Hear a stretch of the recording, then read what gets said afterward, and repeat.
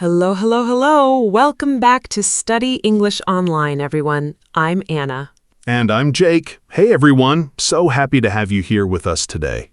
Okay, Jake, I want to start with a bit of a controversial statement today. Ooh, I love controversial. Go for it. Grammar doesn't matter as much as you think it does. Okay, I can already hear thousands of English learners gasping right now. I know. It sounds crazy, especially if you've spent years studying grammar books, doing exercises, memorizing verb tenses. But stay with us today because we're going to explain exactly what we mean, and more importantly, what actually matters more. Right, and to be clear, we're not saying grammar is useless. We're saying it's not the number one priority most learners think it is. There's a huge difference between those two ideas. Exactly. So today's episode is called Grammar Doesn't Matter as Much as You Think. Here's what does. And by the end of this, you're going to understand exactly where to put your energy if you actually want to speak English confidently and be understood. Let's get into it. Okay, let's start with a story. Jake, have you ever met someone who had almost perfect grammar, but you still struggled to understand them when they spoke? Oh, all the time, honestly. I've met people who can write beautiful, grammatically perfect sentences, but when they speak, their pronunciation is so unclear or their rhythm is so unnatural that I have to concentrate really hard just to follow what they're saying. Exactly. And on the flip side, have you ever met someone who made grammar mistakes constantly? Wrong tenses, missing articles, wrong word order sometimes, but you understood them perfectly and the conversation flowed easily? All the time. Honestly, some of the most enjoyable conversations I've had have been with people whose grammar wasn't perfect at all, but their communication was fantastic. That's the whole point of today's episode. Grammar accuracy and communication effectiveness are actually two different skills, and they don't always move together. Right, and here's the key insight. Native speakers, in real conversation, are listening for meaning, not checking your grammar like a teacher grading a test. If they understand you, the conversation continues. If they don't understand you, it stops, no matter how correct your grammar was. Exactly. So the real question isn't, was that sentence grammatically perfect? It's, did that sentence get my meaning across clearly? And there are several things that affect that far more than grammar does. Let's go through them one by one, starting with the biggest one, pronunciation and word stress. This is honestly the number one thing in our opinion. You can have a grammatically perfect sentence, but if the word stress is wrong or certain sounds are unclear, native speakers can genuinely struggle to understand you. Let's give an example. Imagine someone says, "I go to the market yesterday." Grammatically, that's wrong. It should be, "I went to the market yesterday." But you understood that sentence immediately, right? Completely. No confusion at all. Now imagine someone says a grammatically perfect sentence, but they put the stress on the wrong syllable, or they mix up similar sounds like sheep and ship, or beach and a word that sounds very different but similar to a non-native ear. Suddenly, a perfectly correct sentence becomes confusing or even causes an awkward misunderstanding. Exactly. This is why we always say, if you only have limited time to practice and you have to choose between grammar drills and pronunciation practice, choose pronunciation. It has a much bigger impact on whether people understand you. Let's talk specifically about word stress because this is something a lot of grammar-focused learners completely ignore. English is a stress-timed language, which means certain words in a sentence get emphasized and others get reduced or almost skipped. For example, in the sentence, "I want to go to the store," native speakers don't say every word with equal emphasis. It sounds more like, "I want to go to the store," with want to and the being weak and fast, and go and store being stronger. If you say every single word with equal, strong emphasis, it actually sounds unnatural and can be harder to understand, even if the grammar is flawless. This is such an important point. A lot of learners think speaking clearly means pronouncing every single word slowly and fully, but actually, natural rhythm, with some words weak and some words strong, is what native ears expect and process most easily. Let's move to the second big factor, vocabulary, specifically having the right word at the right moment, even if the grammar around it isn't perfect. Absolutely. Think about it this way. If you're at a pharmacy and you say, "I have pain, stomach, since morning," that's not grammatically correct at all, but the pharmacist understands exactly what you need.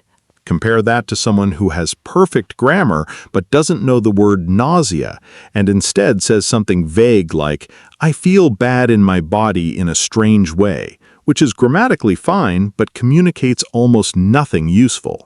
Exactly. Specific vocabulary, even without perfect grammar around it, communicates meaning far more efficiently than perfect grammar with vague or missing vocabulary.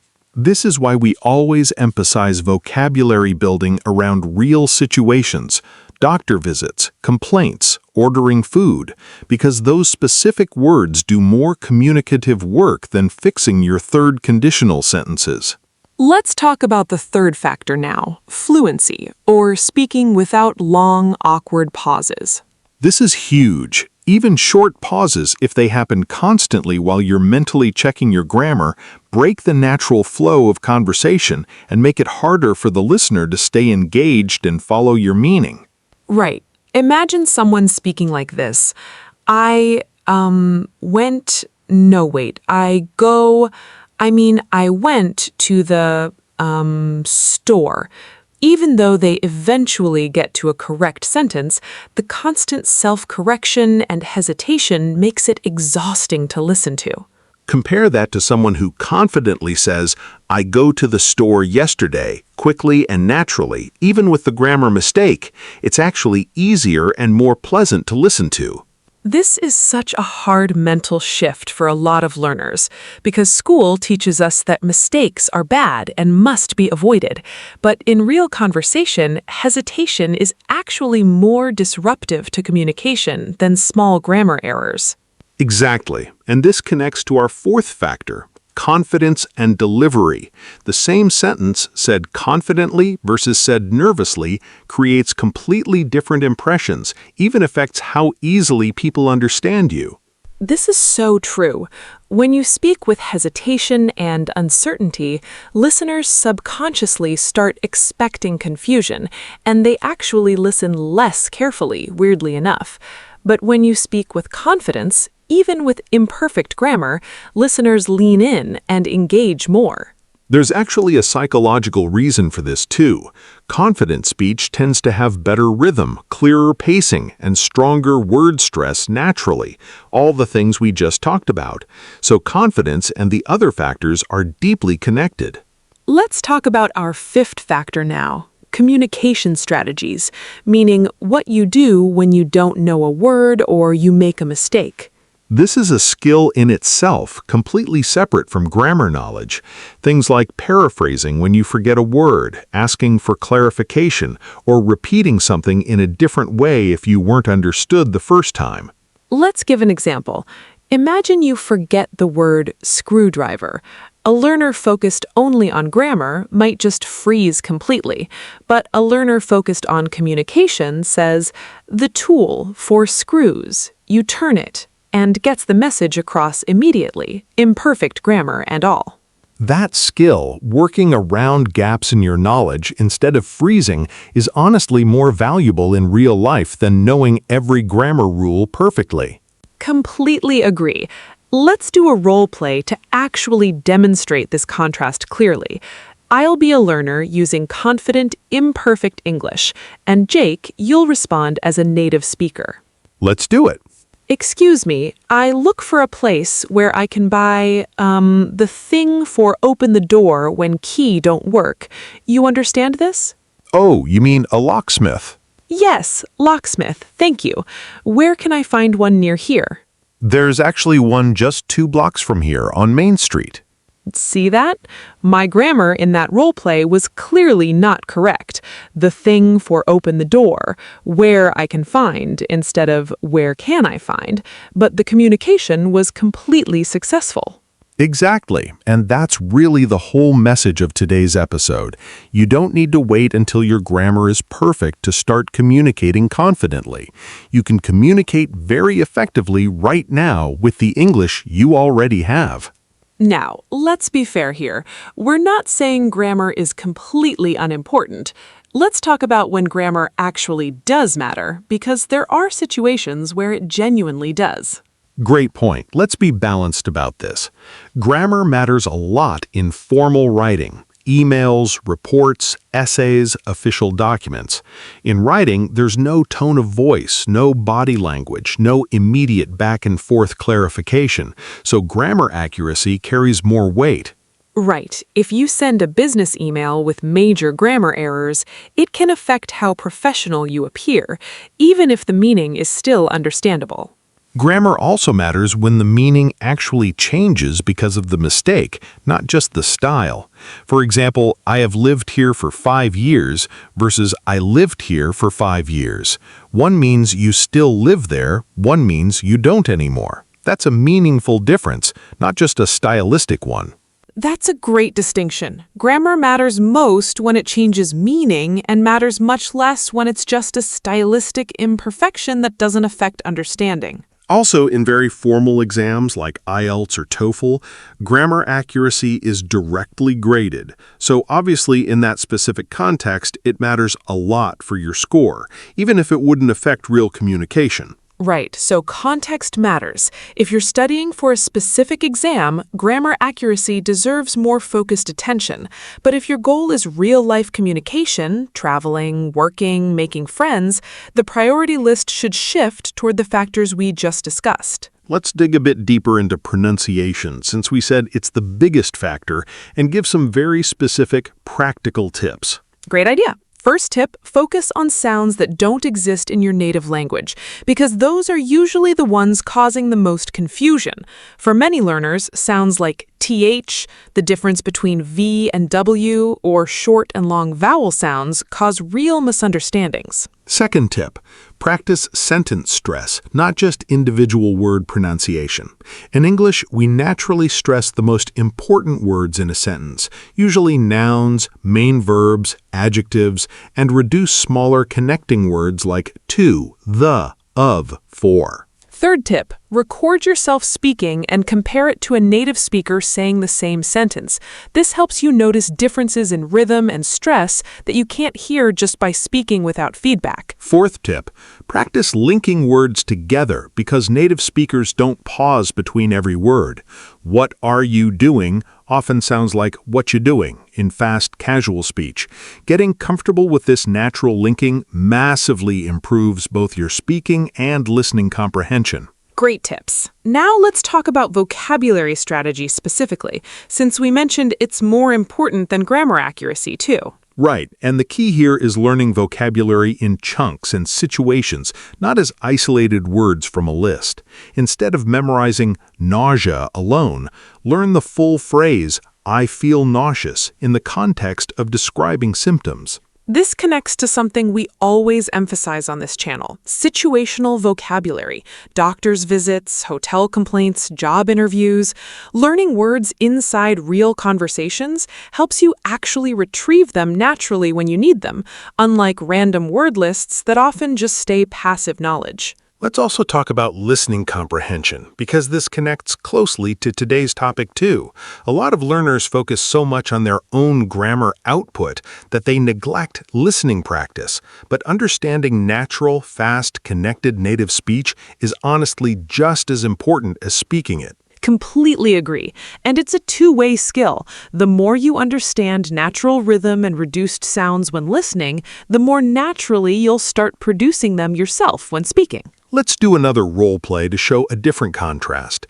This time, perfect grammar but poor communication versus imperfect grammar but excellent communication side by side. Great idea. I'll do the first version, technically correct but overly complicated and hard to follow quickly. Let's hear it.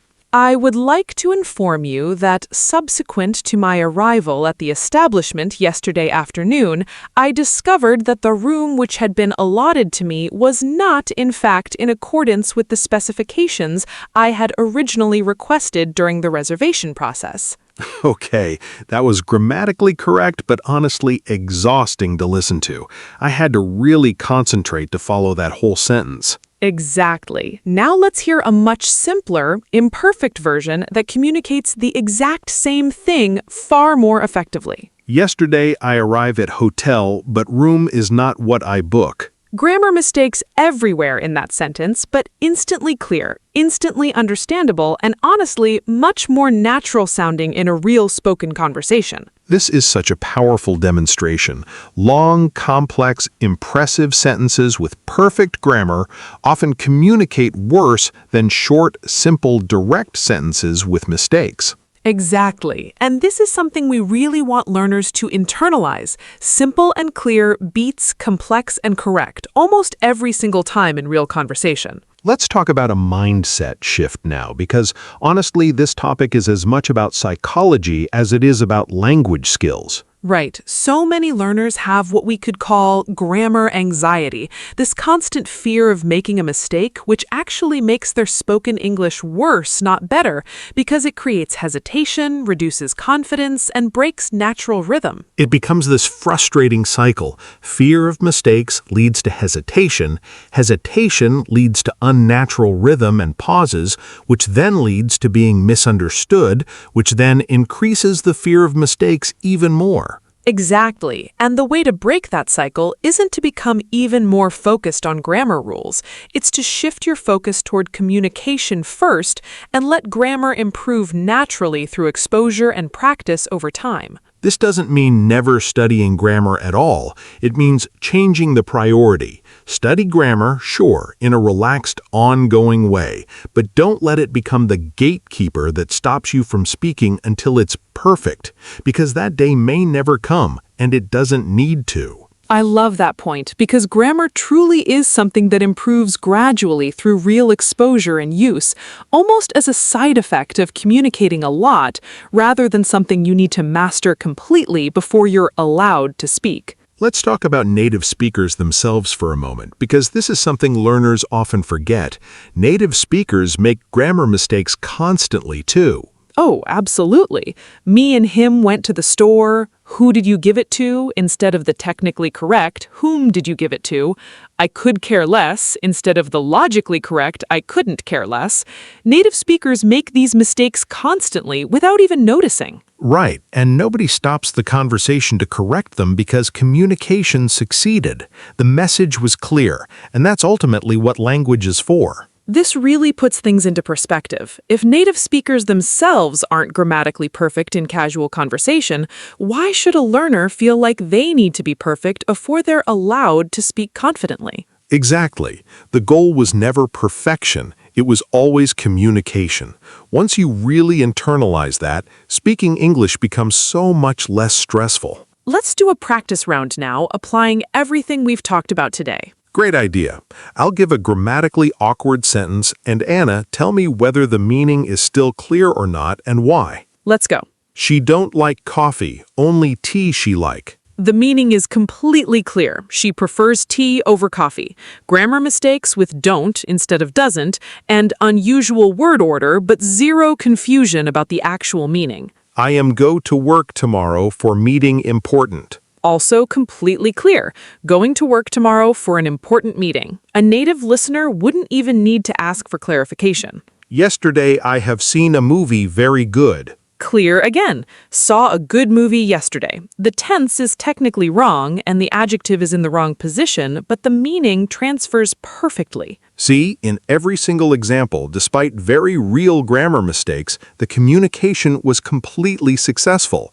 That's the whole point we've been making today. Exactly. This doesn't mean grammar knowledge is worthless. Over time, as your English improves, these small errors will naturally reduce, but they should never be the reason you avoid speaking or feel embarrassed in conversation. Let's give some practical advice now for how to actually shift your practice time to reflect these priorities we've discussed. Great idea. First, spend more time listening to and imitating natural spoken English, podcasts, shows, real conversations, focusing on rhythm and stress, not analyzing grammar structures while you listen. Second, practice speaking out loud regularly, even alone, focusing on fluency and confidence rather than pausing to correct every small error as you go. Third, build vocabulary around real situations you'll actually use, rather than long, abstract word lists disconnected from context. Fourth, when you do make a grammar mistake in conversation and someone doesn't understand you,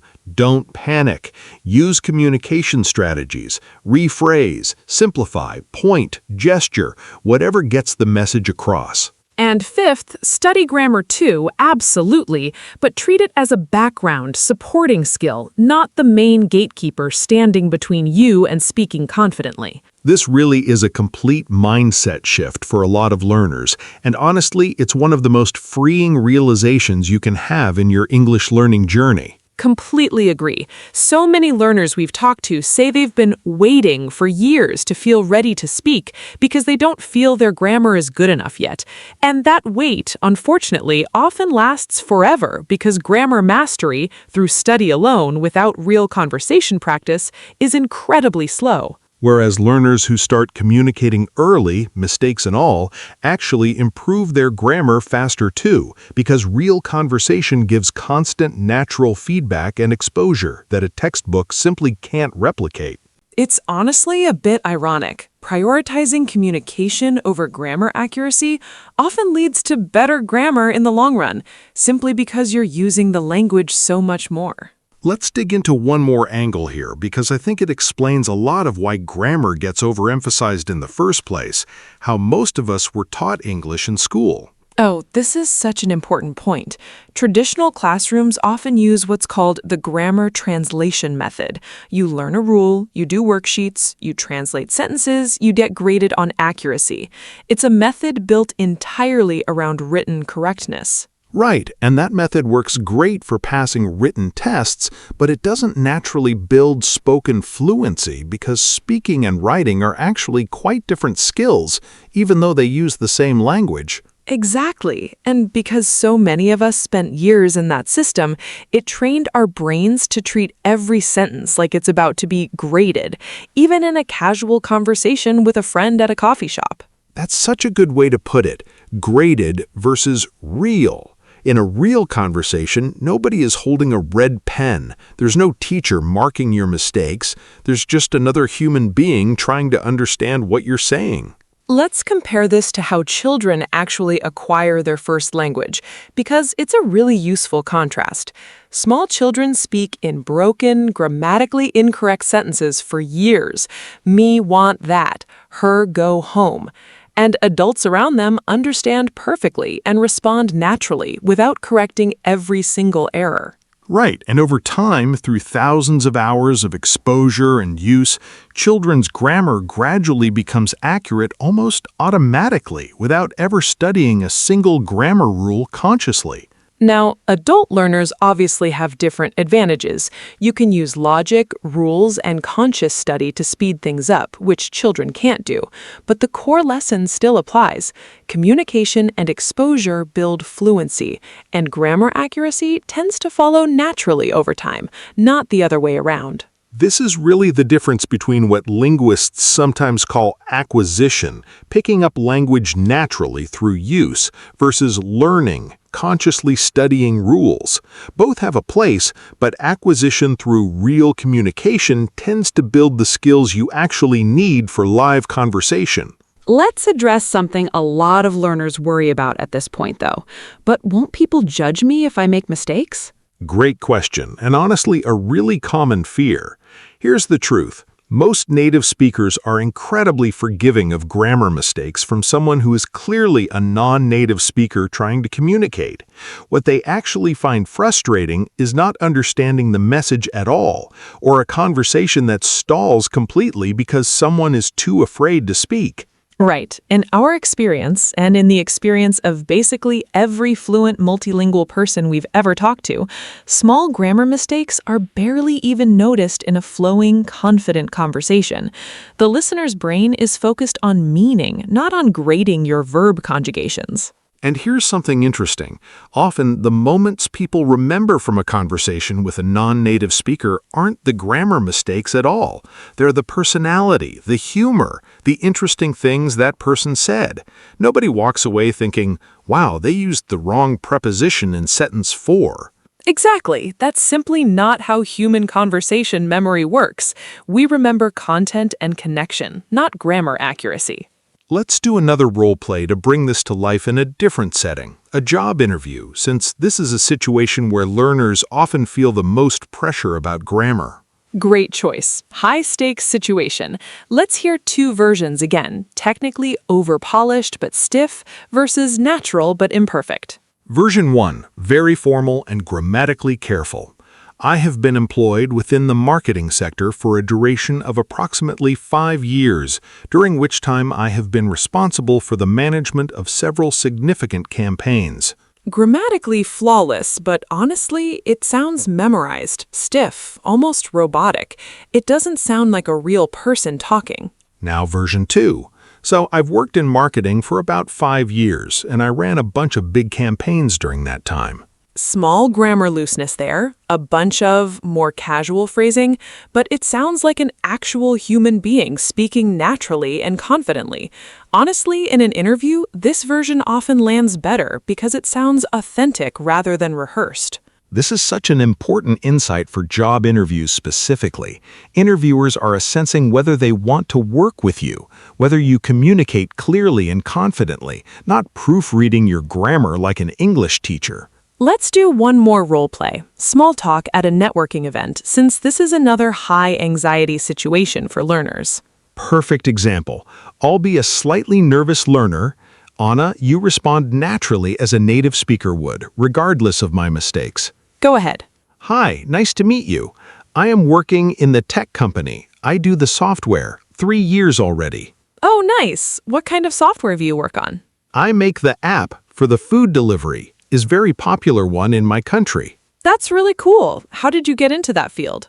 See that? Multiple grammar mistakes. I am working instead of I work. I do the software instead of I work in software. Missing articles everywhere. And yet the conversation flowed completely naturally with genuine interest and follow-up questions. That's the real test, honestly.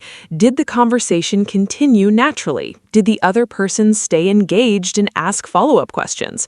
In that role play, absolutely yes, despite the grammar mistakes. This is exactly why we keep coming back to this point. Fluency and confidence keep a conversation alive, and a living, flowing conversation is far more valuable than a grammatically perfect but hesitant, robotic one.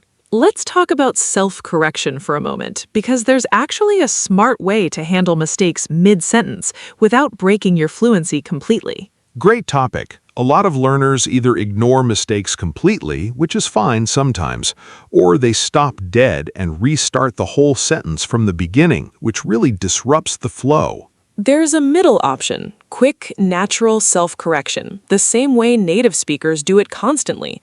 I went to the store yesterday. Just a tiny correction, and you keep moving forward. Native speakers do this constantly too, by the way. She said she was going to call me back. That kind of small, quick self-correction sounds completely natural, almost invisible, because it happens so fast and confidently. Exactly. The key is speed and confidence in the correction itself.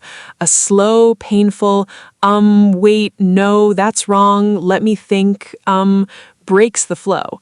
A quick, and moving on barely registers with the listener at all. This is actually a skill worth practicing on purpose, noticing your own small mistakes as you speak and doing a quick, confident correction instead of either ignoring everything or freezing completely. Let's take a few listener questions now, since this topic tends to generate a lot of them. Great idea. First question. If grammar doesn't matter that much, why do schools spend so much time on it? Fair question. Schools are usually preparing students for written exams, academic writing, and formal assessment, where grammar accuracy genuinely does matter more. The issue isn't that grammar study is bad, it's that many learners assume classroom priorities should be identical to real-world spoken priorities, and they're often not the same thing. Second question, should I stop studying grammar completely then?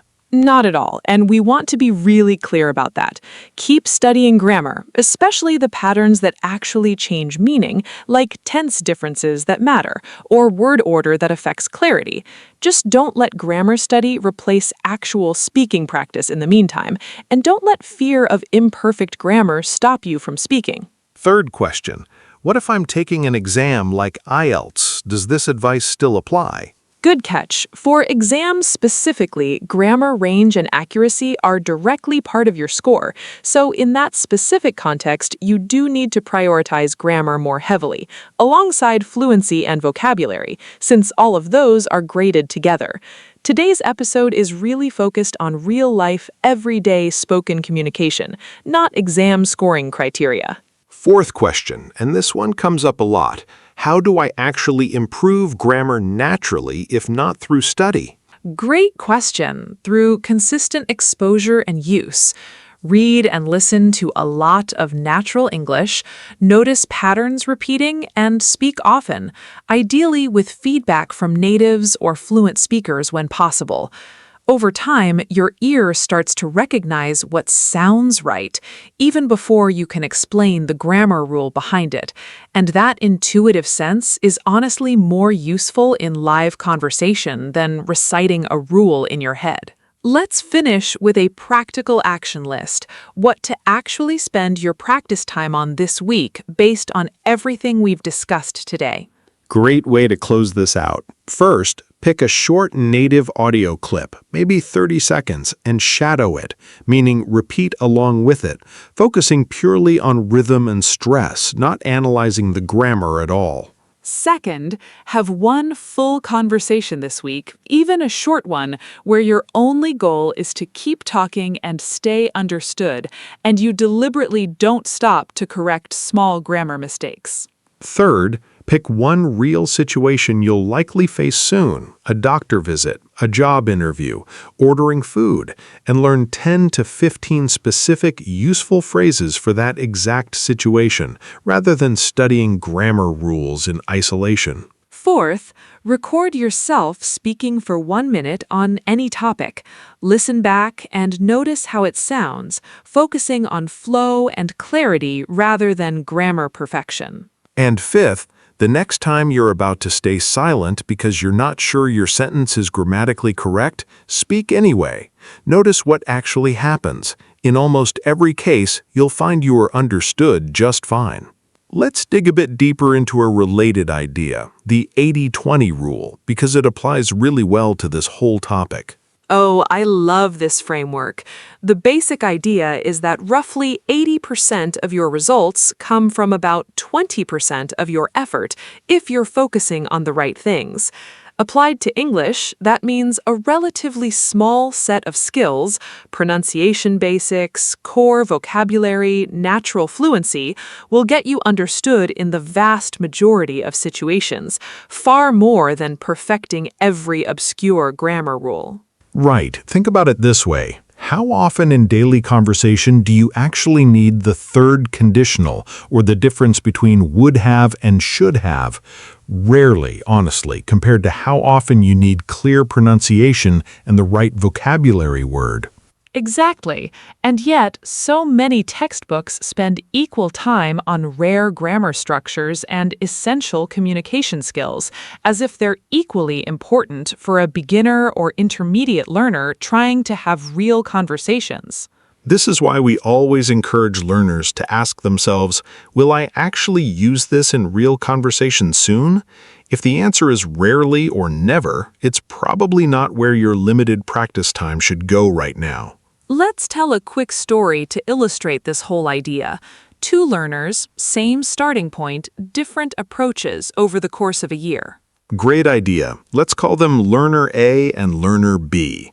Learner A spends most of their study time on grammar workbooks, memorizing tense charts, doing written exercises, but rarely speaks out loud or listens to real conversations.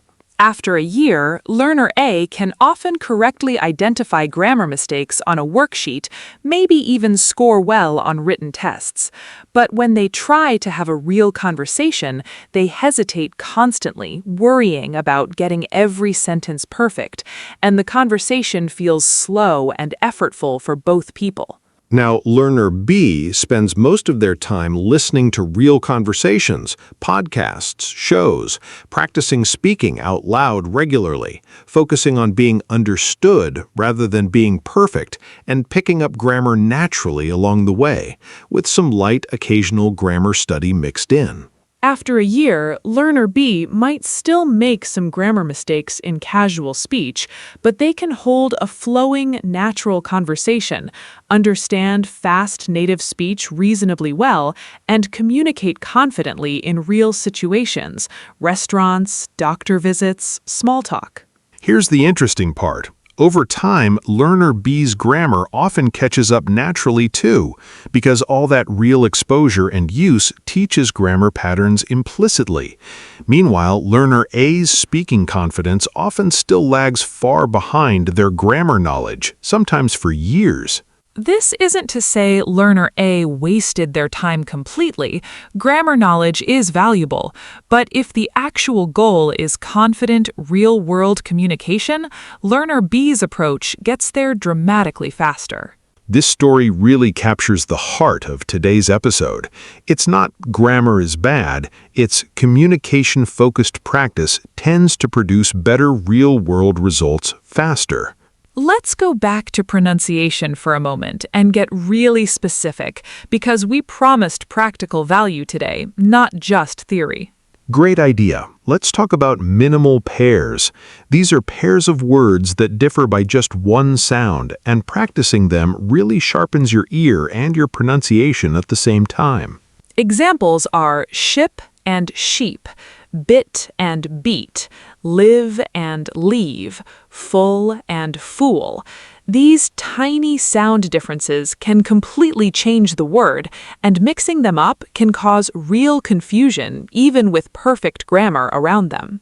A great practice method. Find lists of minimal pairs online for sounds that are difficult in your native language specifically, and practice them saying them out loud, then listening to native recordings and trying to identify which word was said.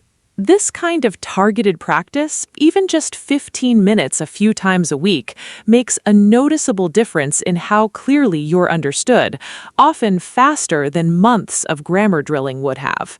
Let's also talk about intonation, meaning the rise and fall of your voice, because this carries meaning too, separate from grammar and word choice completely. Right. In English, rising intonation at the end of a sentence often signals a question or uncertainty, even without using question word order. "You're coming tonight?" said with rising intonation is understood as a question, even though grammatically it's structured like a statement. And falling intonation at the end usually signals a statement or a completed thought, even a command. Mixing these up, using flat or wrong intonation patterns, can genuinely confuse native listeners about your intended meaning, regardless of correct grammar. This is honestly an underrated skill.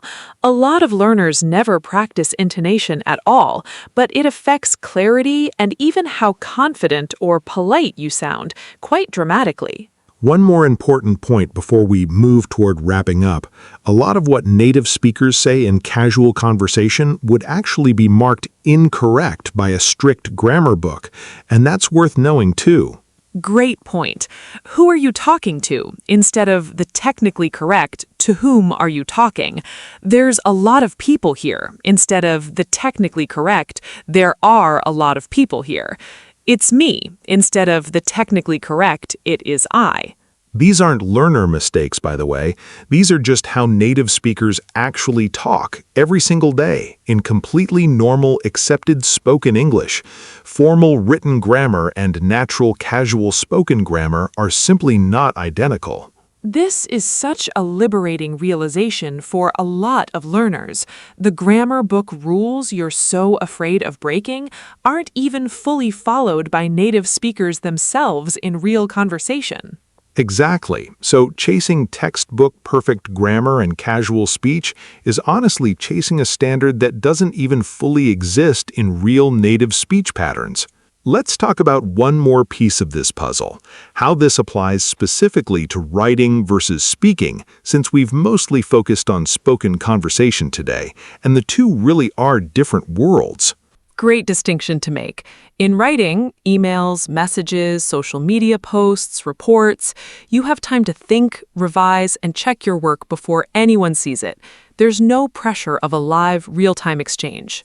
Because of that extra time, it does make sense to hold writing to a slightly higher grammar standard, especially in professional or formal writing, since the reader can't ask for clarification the way a listener can in a live conversation.